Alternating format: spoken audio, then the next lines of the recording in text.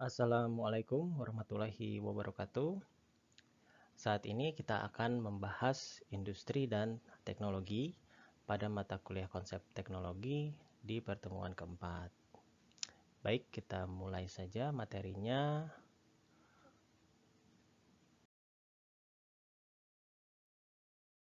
Yang pertama kita bahas apa yang dimaksud dengan industri.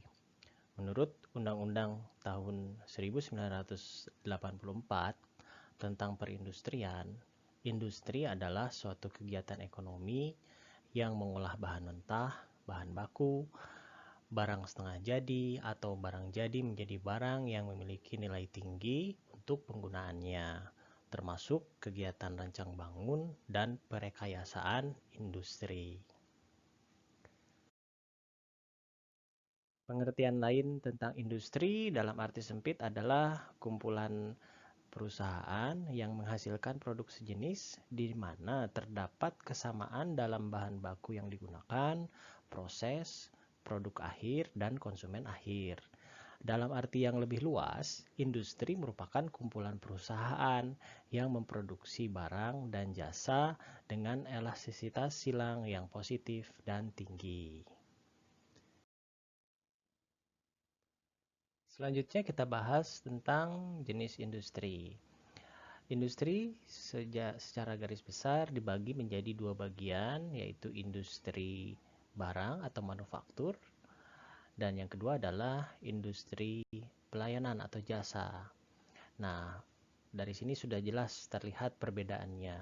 Apabila industri manufaktur itu akan menghasilkan sebuah produk, sementara untuk industri jasa itu akan menghasilkan sebuah jasa atau aktivitas. Untuk lebih jelasnya kita akan membahas satu-satu perbedaannya itu apa saja. Nah, di sini ada 4 perbedaan dasar yang membedakan antara industri manufaktur dan industri jasa.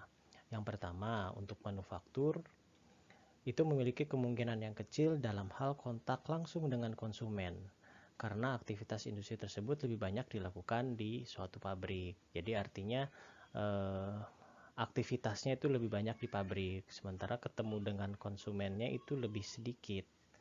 Nah, sementara untuk di industri jasa memiliki pegawai yang khusus bertugas untuk melayani konsumen. Jadi lebih banyak ketemu konsumen justru ya untuk industri jasa. Kemudian perbedaan yang kedua adalah uh, industri manufaktur itu mengolah bahan mentah menjadi bahan jadi sehingga dapat digunakan oleh para konsumen dan masyarakat umum. Sementara industri jasa hanya menyediakan pelayanan jasa kepada konsumen yang membutuhkan. Lalu yang ketiga adalah produk dari industri manufaktur bersifat tahan lama dan bersifat fisik, ada barangnya, ada wujudnya. Sementara kalau untuk di industri jasa itu tidak berwujud karena bersifat jasa. Lalu yang keempat adalah hasil keluaran atau produk dari industri dapat disimpan dalam jangka waktu lama ya karena memang ada wujudnya jadi bisa disimpan. Sementara untuk yang jasa itu hanya dapat dinikmati. Ya, itu jasa itu perbedaannya di situ.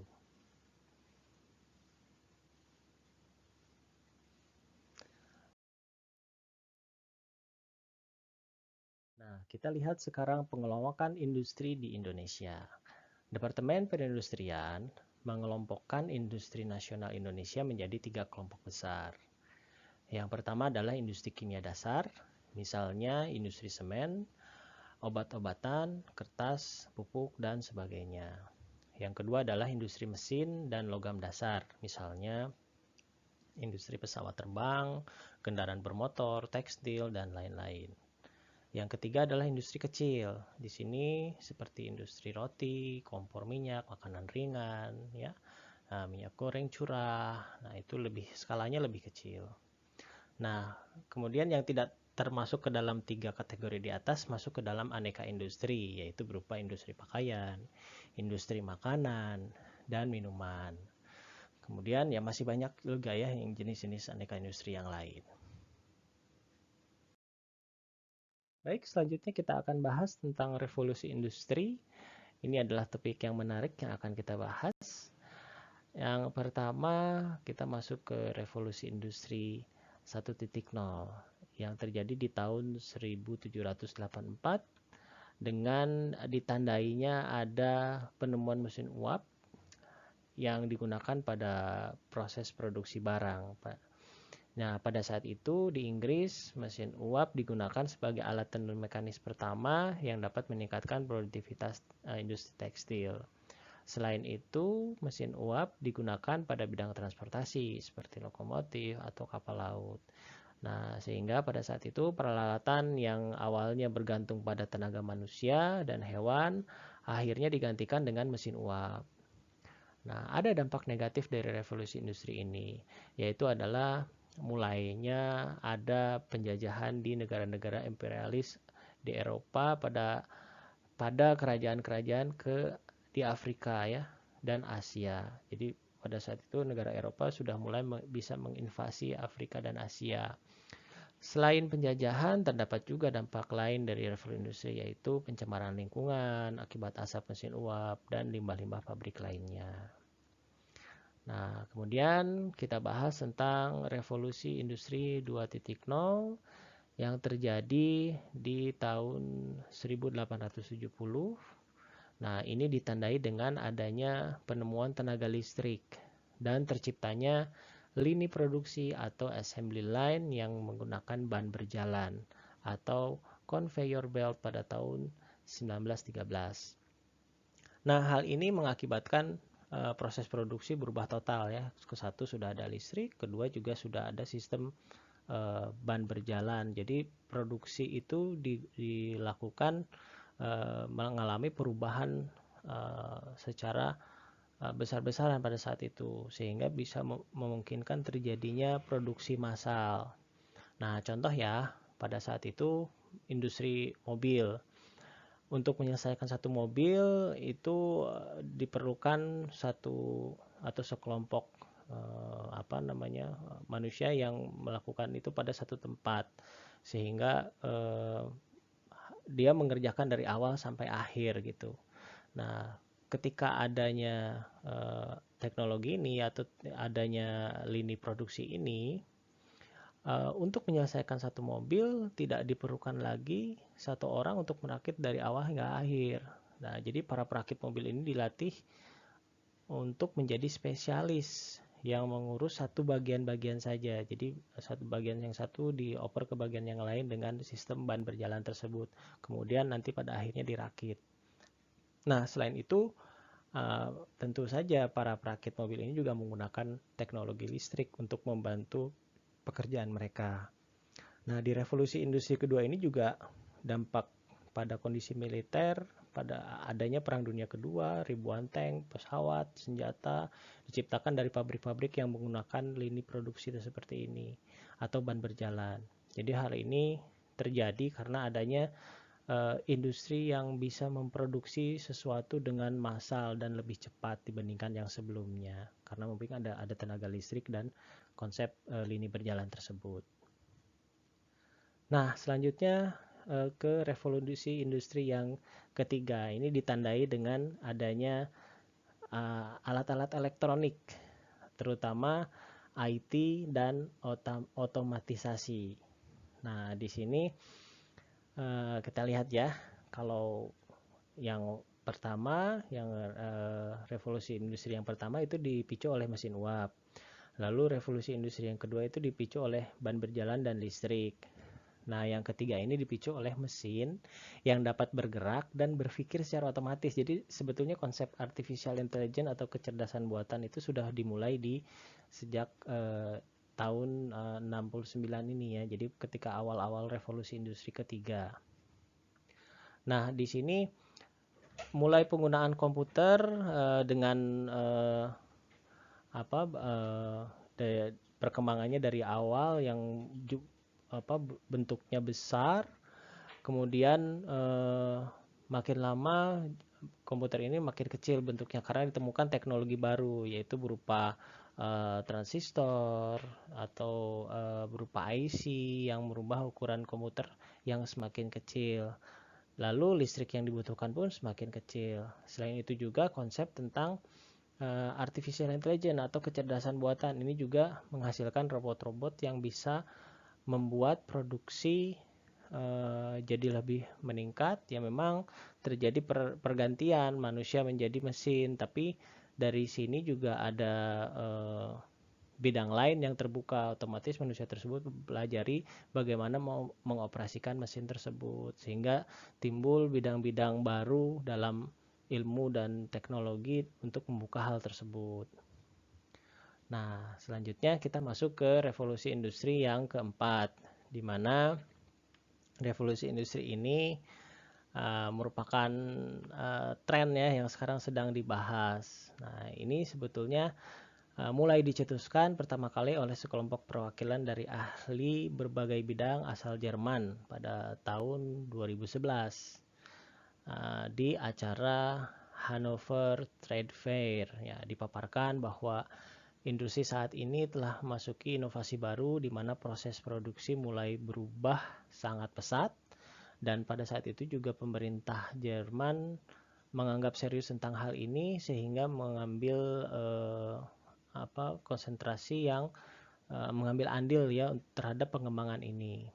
Nah, ketika tahun 2015 itu Angela Merkel memperkenalkan gagasan revolusi industri 4 ini di acara World Economic Forum. Ya, pemerintah Jerman juga memberi dukungan untuk menyokong akademisi, pemerintahan, pebisnis untuk melakukan penelitian lintas akademi mengenai revolusi industri ini.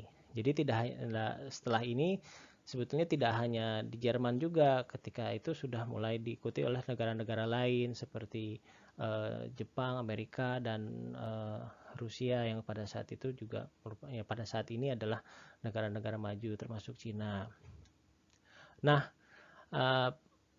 pada industri 4.0 ini cirinya apa? Nah, pada industri 4.0 ini cirinya adalah integritas tentang internet dengan komputer. Jadi teknologi manufaktur masuk pada tren otomatisasi dan pertukaran data, di mana hal tersebut mencakup sistem cyber fisik, Internet of Things, cloud computing, dan integrasi dengan internet, sehingga alat-alat yang sudah ada itu bisa terintegrasi dengan internet sehingga bisa dipantau dari jarak yang jauh gitu. Nah, memang banyak hal yang tidak terpikirkan sebelumnya tiba-tiba muncul menjadi inovasi yang baru serta membuka lahan bisnis yang sangat besar. Contoh terdekatnya yaitu munculnya transportasi dengan sistem ride sharing seperti Gojek atau Grab dan lain-lain ya. Nah, kehadiran revolusi industri 4.0 ini memang menghadirkan usaha baru, lapangan kerja baru, dan profesi baru yang tidak pernah terfikirkan sebelumnya. Nah, sehingga revolusi industri ini bukanlah suatu hal kejadian yang menakutkan, justru membuka peluang yang semakin luas bagi anak bangsa untuk berkontribusi terhadap perekonomian nasional. Nah, kita bahas sedikit teknologi yang digunakan pada saat revolusi industri sekarang, itu revolusi industri 4.0, di mana internet itu sangat berpengaruh ya di industri-industri tersebut. Misalnya industri transportasi, kita sudah tahu ada contohnya, ada Grab, ada Gojek, ada Uber yang menggunakan internet dan menggunakan aplikasi internet untuk melakukan transaksi. Lalu ada juga e-commerce yang juga sekarang tidak asing lagi ya. Jadi kita bisa berbelanja secara online, bisa mudah mendapatkan barang secara online. Ini juga ditandai dengan berkembang pesatnya e-commerce. Bentuknya juga macam-macam ya. Tidak hanya seperti ini, bisa saja bahkan bisa juga yang ya kalau di dalam negeri mungkin seperti inilah Tokopedia, Shopee, Bukalapak. Kalau di luar negeri itu bisa seperti Amazon ya, IKEA, eBay dan lain-lain. Lalu kalau di bidang pendidikan juga pemanfaatan internet bisa dilakukan untuk e-learning, adanya aplikasi-aplikasi seperti Brandly, Ruang Guru, dan Edmodo. Nah, ini juga bisa merupakan salah satu contoh 4.0. Jadi kemungkinan pembelajaran online ini masih bakal sesuatu hal yang tidak asing lagi di masa depan gitu. Walaupun mungkin mudah-mudahan masa pandemi ini selesai kita bisa tatap muka, tapi sepertinya e-learning ini merupakan salah satu cara lain dalam kita belajar gitu. Nah, selanjutnya adalah dari dunia kedokteran. Adanya aplikasi-aplikasi seperti Halo Dokter, Klik Dokter, atau Halodoc. Nah, ini yang memungkinkan interaksi antara pasien dan dokter secara online. Nah, walaupun memang untuk penanganan medis itu tetap harus dilakukan dengan bertemu dokter, baik di tempat praktek ataupun di rumah sakit. Tapi apabila untuk beberapa penyakit yang ringan, yang sekiranya tidak perlu harus ketemu dan bisa saja dilakukan konsultasi dengan dokter melalui aplikasi-aplikasi ini. Nah, baik, cukup sekian materi yang kita bahas saat ini. Kita akan bahas selanjutnya di forum tanya jawab.